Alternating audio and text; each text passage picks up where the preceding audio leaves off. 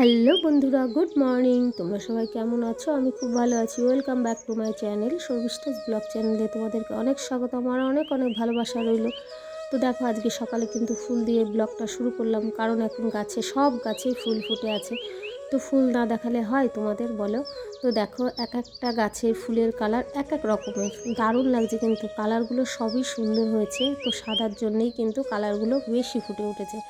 তো দেখো কি সুন্দর লাগছে দেখতে। আর সকালবেলা উঠে তোমাদের যেমন ফুল দেখায়, আমিও কিন্তু বাইরে এসে আগে ফুলগুলোকে দেখে নিই।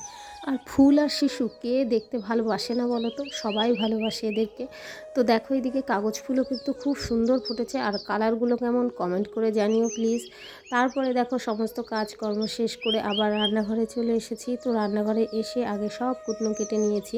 তো যা যা রান্না হবে সমস্ত কিছু বাটিতে বাটিতে রেখে আমি গুছিয়ে নিয়েছি, না হলে হবে না। তো গুছিয়ে নিলে দেখবে ঝটপট করে রান্না কিন্তু হয়ে যায়।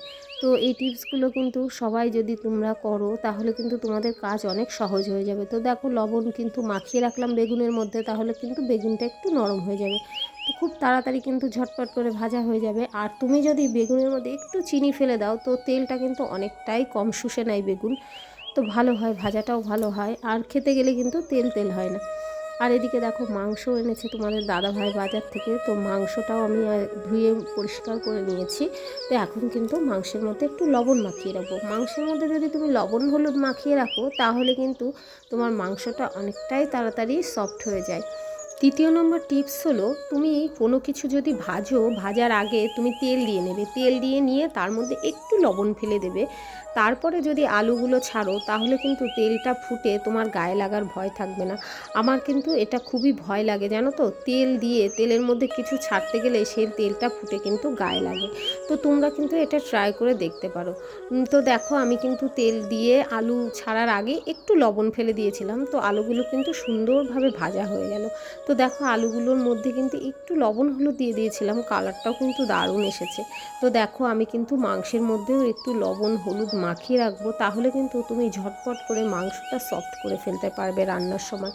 তো দেখো, আমি তেলের মধ্যে একটু গোটা জিরে, শুকনো লঙ্কা আর গোটা গরম মশলা ছেড়ে দিলাম।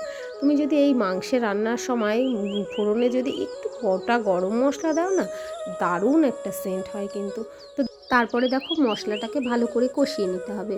তারপরে মাংসটা দিয়ে দিতে হবে। তারপরে মাংস আর মশলাটাকে বেশ সুন্দর করে কষিয়ে নিতে হবে, যত সময় না মাংসর গায়ে থেকে তেল বের হয়। তো যখনই তেল ছেড়ে দেবে, তুমি ভাববে মাংসটা কষানো কমপ্লিট হয়ে গেছে। তারপরে দেখো, মাংসটা হালকা করে দিয়ে গ্যাসটা আস্তে করে দিয়ে ঢেকে দিলাম।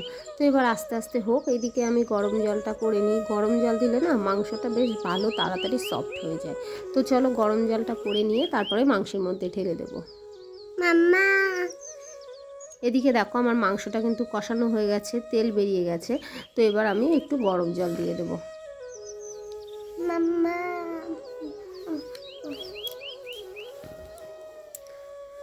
তারপরে দেখো, গরম জল দিয়ে নেড়ে চেড়ে নিয়ে তারপরে মাংসের মধ্যে একটু ধনেপাতা দেবো বলে একটু ধনেপাতা কুচিয়ে নিচ্ছি। মাংসটা একটু হালকা করে ঢাকা দিয়ে দিয়েছি। মাংসটা যখনই না টকবক করে ফুটে উঠবে, তারপরে গ্যাসটা আস্তে দিয়ে মাংসটাকে একটু ঢেকে দিলে ব্যাস সুন্দর একটা সফট ভাব চলে আসে। তো দেখো, আমার কিন্তু মাংসটা কমপ্লিট হয়ে গেছে। তারপরে একটু ধনেপাতাও দিয়ে দিলাম। এবার একটু নামিয়ে দেবো। এখন কিন্তু গরম মশলা দেওয়ার আর প্রয়োজন হয় না, জানো তো, ধনেপাতার সময়। তো ধনেপাতা দিলেই বেশি টেস্টি হয়। তারপরে দেখো, রান্না করে খেয়ে দিয়ে নিয়ে আবার বাইরে চলে এসেছি। তো মাম্মাম দেখো কত কাজের হয়ে গেছে। মাম্মাম এখন আমার কোনো কাজ করারই দরকার হবে না, মাম্মামই কিন্তু সব কাজ করে ফেলতে পারবে। তো আমার এখন বসে থাকলেও চলবে, বলো? তো দেখো কত কাজ করছে আমার মেয়ে, দেখেছো কত বড় হয়ে গেছে। তো মেয়েরাই তো মায়ের কষ্ট বোঝে, বলো? আর দেখো, কাজের থেকে কিন্তু দুষ্টুমিটাই বেশি করছে, আর উঠোনটা পুরো ভিজিয়ে ফেলছে। ভালো করে বল, বল। আমার ছেলেকে ঘুম পাড়িয়ে দিয়েছে, জানতাম এবার আমি ঘরটা মুছি। আজকে সময় পেলাম তো, তাই। তোর কষ্ট হচ্ছে নাকি? না, কষ্ট হচ্ছে না? ভালো লাগছে কাজ করতে? তাই? ও, যখন কাজের মতন হবে তখন আর করবা না, না? বাহ। তো বাবা, হ্যালো বন্ধুরা, দেখো মাম্মামকে পড়িয়ে উঠলাম। তো এখন খাবার দাবার করতে হবে, এখনও কিন্তু খাবার হয়নি। তো রান্নাঘরে কিন্তু টুকটাক অনেক কাজ আছে, একটু সবজি কেটে রাখবো, তারপরে একটু ভাতও করব। তো তোমাদের দাদাভাই একটু রুটি কিনেই নিয়ে এসছে। তো রাত হয়ে গেছে অনেকটাই, মামামকে পড়িয়ে উঠলাম, ওই জন্য তোমাদের দাদাভাই রুটিটা কিনে নিয়ে আসলো। তো চলো এখন ঝটপট করে একটু প্রেশারে ভাত করে নেব। আর আমরা 3 জন আজকে ভাত খাবো, যেহেতু মাংস হয়েছে। তো আমার ছেলেটা একটু মাংস হলে ভাতই খেতে চায়। তো চলো চটপট করে ভাতটা রান্না করে ফেলি। আর কিছু বাসন আছে, সেই বাসনগুলোও তুলে নেব। এদিকে দেখো রান্নাঘরে এসে কিছু বাসনও আছে, সেইগুলো সুন্দর করে তুলে রাখবো, কারণ গুছিয়ে না রাখলে কিন্তু দেখতে একটু ভালো লাগে না। আর আজকে রাত্রেবেলায় তোমাদের দাদাভাই বললো একটু রুটি কিনেই নিয়ে আসবে, কারণ ছেলে মেয়ে আর আমি ভাত খাবো। কারণ আজকে চিকেন হয়েছিল, তো চিকেন হলে কিন্তু ছেলে একটু ভাতই খেতে চায়। তো দেখো একটু ভাত আর এদিকে দেখো তোমাদের দাদাভাই নিয়ে এসছে গাজর কালকে, কারণ সবজি ডাল করব বলেছি, ওই জন্য একটু বেশি করেই গাজর নিয়ে এসছে। আর কাঁচা গাজরটা খেতে কিন্তু কাঁচা কাঁচা আমার খুব ভালো লাগে, জানো তো, একটা আমের ফ্লেভার মনে হয় আমার। তো কাঁচাই কিন্তু আমি অনেকটা গাজরই খেয়ে নিই। আর এদিকে দেখো রাতে সবজি কেটে রাখলাম একটু কালকের জন্যে, কারণ কালকে কিন্তু তাহলে ঝটপট করে রান্না হয়ে যাবে, কারণ একা হাতে সমস্ত কিছু করতে হয় তো। আর আমাদের যেহেতু সকাল সকাল রান্না বান্না, তো ওই জন্যে কিন্তু রাতে কেটে যদি একটু গুছিয়ে রাখো, তাহলে কিন্তু সকালবেলায় খুব তাড়াতাড়ি তুমি সব কাজ কমপ্লিট করে নিতে পারবে।